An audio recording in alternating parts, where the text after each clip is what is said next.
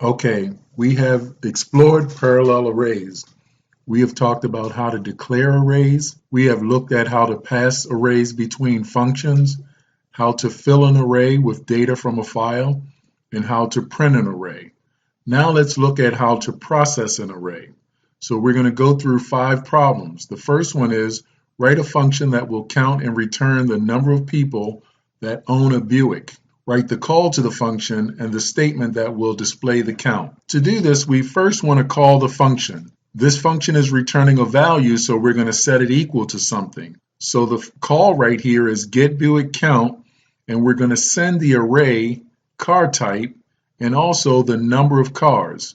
So car type is the only array we need because it indicates whether or not the car is a Buick. Remember, num cars is used because when we declared these arrays, we used max cars, and that might have been 100, but num cars is the actual number of cars that we're processing in these arrays. So these arrays are partially filled.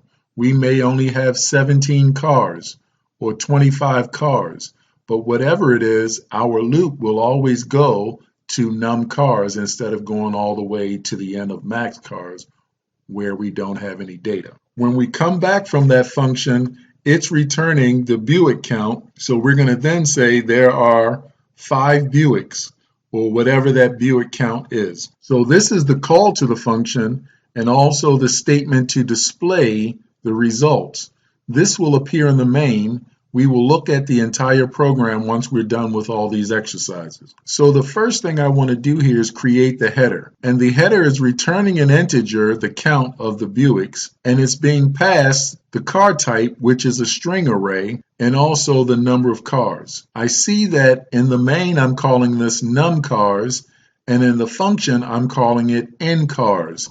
I can have a different name for it inside the function. Locally, we will refer to this as n cars. Because I am counting Buicks, I need to create or declare a local counter. I'm going to call it bcount, and I'll set it equal to 0. Then the majority of my functions will have this for loop in common. I am going from k is equal to 0 to k less than number of cars. So again, if I have 17 cars, this loop is only going to execute 17 times to allow me to process each car and not go past 17. So for instance, the array is of size 50 or 100. I'm going to ignore those empty spots. And now in my for loop, I have if the car type, let's take a look at that. If the car type is a Buick, then I've found the car that I'm looking for and I want to count that. So notice Buick is with an uppercase B. It must be exactly like it is in the array. So also in the array, I cannot have a lowercase Buick and an uppercase Buick. It must be uniform. All the Buicks must have the same string. If it is a Buick, I'm going to add 1 to my Buick count. And that's all I want to do. I want to count the number of Buicks. Finally, once that loop terminates, I want to return the count. I'm returning the count, and it will take the place of this function call, be assigned to Buick count, and then be printed as the number of Buicks in the list of cars. For this next problem, I want to write a function that will calculate and return the average mileage on all the cars. I want to write the call to the function and the statement that will display the average. So to calculate the average mileage, all I need is the mileage array. I don't need the other arrays to do this. I will also need the number of cars that I have in the arrays. So the call to the function will look like this, where I have a function called getAverageMiles, and I'm sending it mileage, the mileage array, and also the number of cars. Notice that the mileage argument does not include the subscript notation. So when I'm sending an array, I just send the name of the array as an argument. When this function returns, it's going to store the return value in AVG or average. That will then be printed out, the average mileage is, and print that value out. So let's look at the function header. And keep in mind, the way I do the function header will be the same as the function prototype, just the prototype will have a semicolon at the end. So for this function, we're going to return a double. We're accepting the mileage as a parameter and also the number of cars. So notice I changed the name of number of cars to num cars or n cars, and this is okay as long as I'm consistent within that function using n cars. The other thing to note is that the mileage parameter now must include the empty brackets or the empty subscript to indicate that it is an array. And again, the return type is a double. Now, normally when I get the average of something, I'm going to have a counter and an accumulator. But this time, I'm only going to declare an accumulator. Why? Because n cars already indicates how many cars I have. So I don't need to count them. We've already counted them when we put them in the array. As always, I'm going to have my for loop that goes from 0 to less than number of cars. That's never going to change when we're processing these arrays. And inside the for loop, I'm summing up or accumulating all of the mileage in the array. So when k is 0, I'm adding mileage sub 0, then mileage sub 1, and so on and so on. When I'm done with that, I will return the division of sum divided by the number of cars. Now I could stick in an intermediate variable like we have done in the past, or I could send it right from that return statement after the calculation is done. And that concludes that problem. For C, I want to write a function that will return the position of the car that has the most miles. I'll write the call to the function and then a statement that will display the owner and the car, and we're also going to display the miles. Now, if you can remember when we did this with the loop, if we were displaying the employee with the highest salary, we needed to have a high ID, a high name, a high salary, and a bunch of different variables to hold on to all that information. Now, if you can imagine, if I wanted to display everything about the car with the highest mileage, I would have to have a high owner, high car type, high mileage, high color, high passenger. Instead of doing that, I'm simply going to hold on to the subscript, and that subscript is going to allow me to access all that information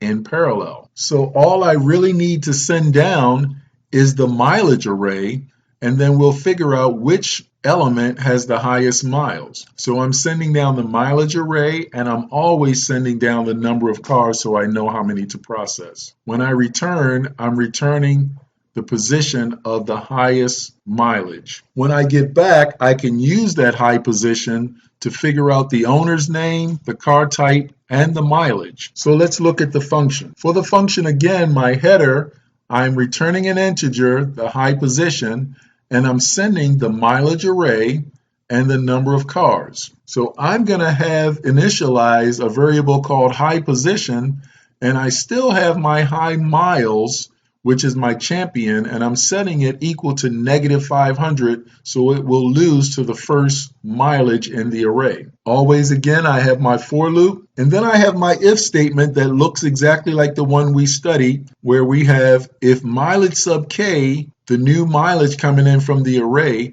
beats the champion high miles, then it's going to become the new high miles. So I have high miles is equal to mileage sub k if mileage sub k is greater than high miles. But now, in addition to that, I have high position is equal to k, and that is the position where I found the element with the highest mileage. And that concludes my loop. When I'm done, I will return high position. There's no need for me to return high mileage, because if I return high position, it tells me where to find that high mileage. So in this example, if I return 1, I know the highest mileage is here.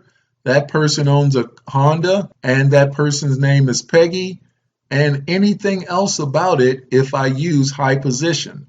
So if high position is 1, each one of these will let me access the information for that particular car. And that is it for this function. Let me talk about something that can be a solution but can also be a problem in the future. And that is, sometimes people will think, well, instead of setting high mileage to a fictitious number like -500, why not just set it to the first element in the array? And then since it is the first element, let's go to the second element and start comparing it from there. So in other words, we're saying 23,000 will be the winner now until someone else beats it. And that's fine when we're looking for the highest mileage of all the cars. But we run into a problem if we're trying to find the highest mileage of, let's say, all the Hondas. Now, this first car is not a Honda, and that would cause a problem because we only want to look at the Hondas. So this is not a viable solution if we're looking for 5-passenger cars with the highest mileage. This would not be a solution. Again, the best way to do it is to set it to some fictitious number like -500 and then always start your loop at the first element, 0. For D, I want to write a function that will display the names of all the owners of red cars that can carry at least 5 passengers. I'm going to display a header called red cars with 5+. I'll write the call to the function. So now I need multiple arrays. I want to print the owners, so that means I need the owner array of cars that are red. So I need the color array that have 5 or more passengers. So I need the passenger array. So I need 3 of these 5 arrays. I need owners, I need the color array, and the passenger array. And of course, the one thing I'm always going to pass is the number of cars. So my function call now looks like this, passing all 3 arrays plus the number of cars. Notice this function is not returning anything like the previous 2. So it's not set equal to anything. In fact, this will be a void function because all the printing will take place down in this function. The header for the function, again, the function is void, and I'm passing in all 3 arrays plus the number of cars to control my loop. The first thing I'm going to do is print that header. So that header is outside the loop, so it's not repeatedly printed. I'm going to print that header one time and then get into my looping process. The loop will always be the same. And now my if statement says, if color sub k is equal to red and passenger sub k is greater than or equal to 5, then I have my match of the car that I'm looking for. It is very important that you do not forget to put this subscript. If I don't put the subscript, then I don't know. Remember the analogy of the apartment building?